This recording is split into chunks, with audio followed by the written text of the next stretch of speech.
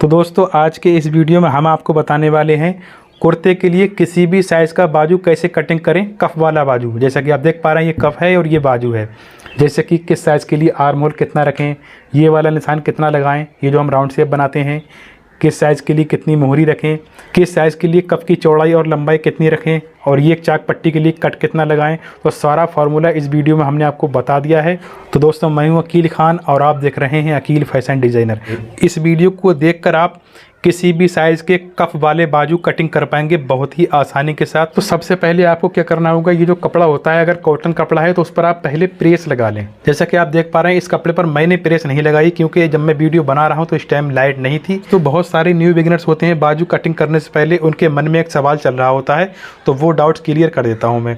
तो उनके मन में सवाल होता है, कुछ लोग कहते हैं हम बाजू तिरछा करके क्यों कटिंग करते हैं, जैसे कि मैंने तिरछा करके रखा है। कुछ लोग कहते हैं सीधा करके कटिंग क्यों नहीं कर सकते, तो उनका डाउट्स क्लियर कर देता हूं मैं।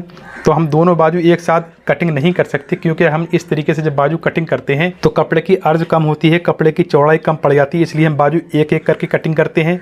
और हम तिरछा करके इसलिए रखते हैं, देखिए जब हमने तिरछा करके रखा इस तरीके से तो यहाँ के लिए कपड़ा ज़्यादा बच रहा है और यहाँ के लिए कपड़ा कम बच रहा है। तो जब हम पहला वाला बाजू कटिंग कर देंगे तो जिधर कपड़ा ज़्यादा बच रहा है तो उधर इस वाले का आर्म होल यानी मुड्ढा रखेंगे, और जिधर ये कपड़ा कम बच रहा है उधर से हम इस वाले बाजू की मोहरी रखते हैं। तो इसलिए हम अगर इस तरीके से बाजू कटिंग करेंगे तो आगे के लिए कपड़ा कम बचेगा तो दूसरा बाजू नहीं आता है। तो इस वजह से हम तिरछा कर लेते हैं ताकि कपड़ा साइड से ज़्यादा बच जाए, दूसरा बाजू आसानी से आ जाए।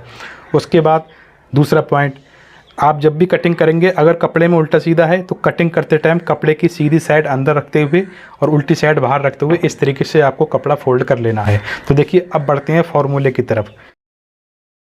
तो देखिए सबसे पहले हम बाजू की लंबाई का निशान लगाते हैं, उसके बाद हम आपको बताएंगे आर्म होल किस साइज़ के लिए कितना रखना है और मोहरी किस साइज़ के लिए कितनी रखनी है।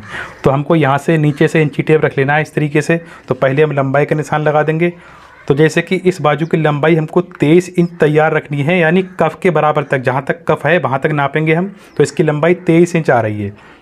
तो हमको 23 इंच में 1 इंच कम कर देना है, यानी 22 इंच में बाजू कटिंग करना है। तो हमने 22 इंच का निशान लगा देना है इस तरीके से यहाँ पर बीच में। अब हमने 1 इंच कम इसलिए किया है क्योंकि हम 2 इंच के कफ लगाएंगे, यानी कफ की चौड़ाई हम 2 इंच रखेंगे और 1 इंच का दबाव यहाँ चला जाएगा, आधा इंच कफ में जाएगा, आधा इंच आर्म होल के पास जाएगा। तो यहाँ से 1 इंच कम हो जाएगा और हमने 1 इंच लंबाई में कम कर दिया, तो 2 इंच कम हो गया ना, और वहाँ पर 2 इंच के कफ लग जाएंगे तो लंबाई फिक्स आ जाएगी। तो इसी तरीके से आपकी बाजू की जितनी भी लंबाई है आप 1 इंच माइनस कर दें, यानी हर बाजू की लंबाई पर 1 इंच कम करके निशान लगाएँ। तो ये तो हो गई लंबाई की बात। अब यहाँ पर हम आर्म होल के लिए जो राउंड शेप गोलाई बनाएंगे तो उसके लिए हमको यहाँ पर कितने इंच पर गोलाई बनानी है तो वो जान लीजिए। अभी इंची टेप को ऐसे ही रखा रहने देंगे। तो यहाँ पर आपका जितना भी तीरा है, यानी बॉडी मेजरमेंट करने के बाद जितना भी तीरा आ रहा है, कोई भी लूजिंग नहीं देनी है। चाहे आपने सिले हुए कुर्ते से नापा हो, चाहे आपने बॉडी मेजरमेंट किया हो, जितना तैयार तीरा है उसका आप 6वां भाग कर लेंगे, यानी 6 से डिवाइड कर लेंगे। तो जैसे कि मान लीजिए आपका 18 इंच तीरा है, तो आपने जब 18 का 6वां भाग किया तो निकल कर आता है 3 इंच, यानी 3 इंच। तो हमने यहाँ से यहाँ तक 3 इंच का निशान लगा देना है। तो ये हमारी गोलाई रहेगी। यहाँ से हम आर्म होल का शेप बनाएंगे यहाँ तक। तो जैसा कि आप समझ पाएंगे ये हमारा लंबाई का निशान हो गया और ये हमारा गोलाई का निशान हो गया। तो इन निशानों को हम सीधा कर लेते हैं पहले। देखिए यहाँ पर जो हमारे निशान लगे हैं इसको हम इस तरीके से लेकर जाएंगे, इनको हम इस कपड़े के बराबर रखेंगे यहाँ से। देखिए हमने पहला लंबाई का निशान ये लगाया था, हम यहाँ पर एक मार्क लगाएंगे। इसी तरीके से हमने एक निशान ये लगाया है यहाँ पर, तो यहाँ भी हम इस तरीके से निशान लगा देंगे। तो अब आपके लिए आसानी हो जाएगी यहाँ पर। तो अब आप यहाँ से स्केल रखेंगे और सीधा निशान उठा देंगे।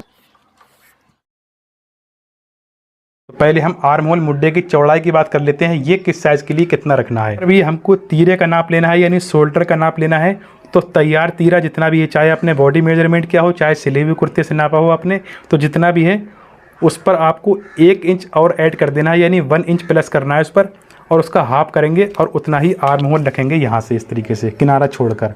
तो देखिए एग्जांपल के लिए मैं आपको समझाता हूँ। जैसे कि 17 इंच आपका तीरा तैयार है, आपने 17 इंच में 1 इंच और ऐड कर दिया तो हो गया 18 इंच, और 18 का जब हम हाफ करेंगे तो हो गया 9 इंच। तो देखिए हमने इस तरीके से यहाँ पर 9 इंच का निशान लगा देना है। ये देखें ये हमारा निकल कर आ गया आर्म होल। हमने किनारा छोड़कर रखा है, आप चाहें तो किनारे को पहले भी कट कर सकते हैं। उसके बाद एक चीज़ और क्लियर कर देता हूँ। अब जैसे कोई किसी मोटे इंसान का कुर्ता है और वो ज़्यादा ढीला पहनना चाहते हैं तो उस पर आपको क्या करना होगा, शोल्डर का बिल्कुल फिट में नाप लेंगे, तैयार शोल्डर नापेंगे और उस पर आपको 2 इंच प्लस कर देना है, यानी 2 इंच और जोड़ देना है और उसका हाफ करके यहाँ तक निशान लगा देंगे। अब चलते हैं मोहरी पर। मोहरी कितनी रखनी है, तो देखिए यहाँ पर हमने शोल्डर का नाप लेना है बिल्कुल फिट में। तैयार शोल्डर जितना भी है उसको आप 4 से डिवाइड करेंगे, यानी चौथाई भाग करेंगे।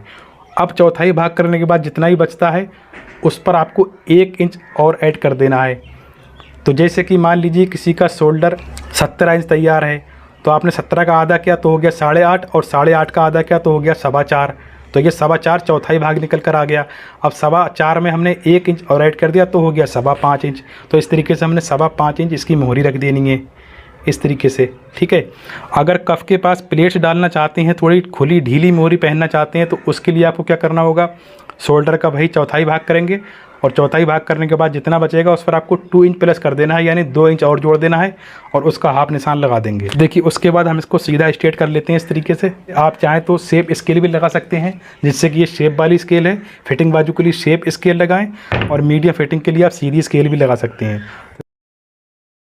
अब यहाँ पर हम राउंड शेप कैसे बनाएंगे वो समझ लीजिए। आप यहाँ से तकरीबन 2.5 इंच आके जाकर इस तरीके से आप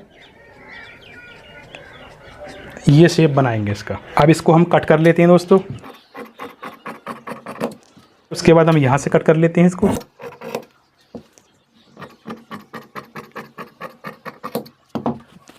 उसके बाद हम बाजू में गड्ढा देंगे, ने ऊपर वाला फ्रंट वाला पकड़ लेना है इस तरीके से और तकरीबन 2-2.5 इंच आगे जाकर और इस तरीके से अंदर को तकरीबन 1.25 इंच यहाँ पर अंदर जाकर और यहाँ पर आकर मिला देना है इस तरीके से। ये देखें, ये हमारे बाजू में गड्ढा हो गया। तो ये बड़ी वाली साइड ये बैक हो गई और ये ऊपर वाली और ये छोटी वाली साइड फ्रंट की हो गई। तो अब देखिए हम बात करते हैं कफ कितने रखें और बाजू में कट किस साइड में लगाएं और कितना कट लगाएं। तो देखिए आपने बाजू का आर्म होल का फॉर्मूला तो जान लिया, आप कुर्ते पर कितना आर्म होल रखें। तो ये जानने के लिए आपको एक वीडियो देखना होगा, जिस वीडियो का लिंक हमने डिस्क्रिप्शन में दे दिया है। तो वहाँ पर हमने बताया कुर्ते का आर्म होल किस साइज़ के लिए कितना रखें। वो वीडियो देखकर ही आप इस फॉर्मूले से बाजू कटिंग करेंगे तो ही आपका बाजू सही आएगा। और वैसे हमारे चैनल पर कटिंग और सिलाई के जेंट्स टेलरिंग के लिए बहुत सारे वीडियोज़ अपलोड किए गए हैं। तो देखिए अब हमें क्या करना है, बाजू में पीछे कट लगाना है। तो पहले हम इसका हाफ सेंटर करेंगे इस तरीके से। ये देखें, पहले हम नाखून लगा देंगे इस तरीके से।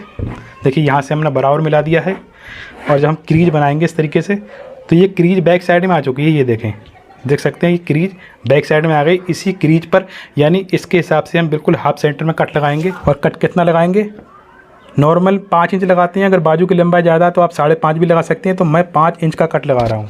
तो ये आपको बैक साइड में लगाना है। मोहरी का हाफ कर लेंगे यहाँ से। 5 इंच गहरा कट लगा रहा हूँ इस तरीके से और नीचे के लिए इस तरीके से हम एक सूत इधर के लिए तिरछा करके कट कर देंगे। तो अब बात आती है कफ किस साइज़ के लिए कितने रखें। तो ये भी बिल्कुल सिंपल है। तो जैसे कि मान लीजिए ये कफ की लंबाई हो गई और ये कफ की चौड़ाई हो गई। तो चौड़ाई के लिए तो हम नॉर्मल 2 इंच रखते हैं। आप चाहें तो 2.25 इंच भी रख सकते हैं, पर 2 इंच ठीक रहते हैं। अब तो कफ की लंबाई भी हमको तीरे के हिसाब से रखनी है, यानी शोल्डर के हिसाब से। वैसे मैंने सारे फॉर्मूले आपको चेस्ट के हिसाब से बता रखे हैं, पर आज मैं तीरे के हिसाब से बता रहा हूँ।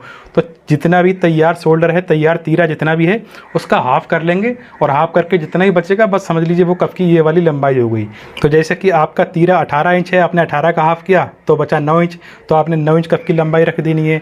आपका तीरा 16 इंच है तो आपने 16 का हाफ कर देना है। तो 16 का हाफ होता है 8 इंच। तो आपने कफ की लंबाई 8 इंच रख देनी है। तो इसी तरीके से आपका जितना भी तीरा तैयार है उसका हाफ करें और जितना बचे उतना ही आप कफ रख दें। Thanks for watching video.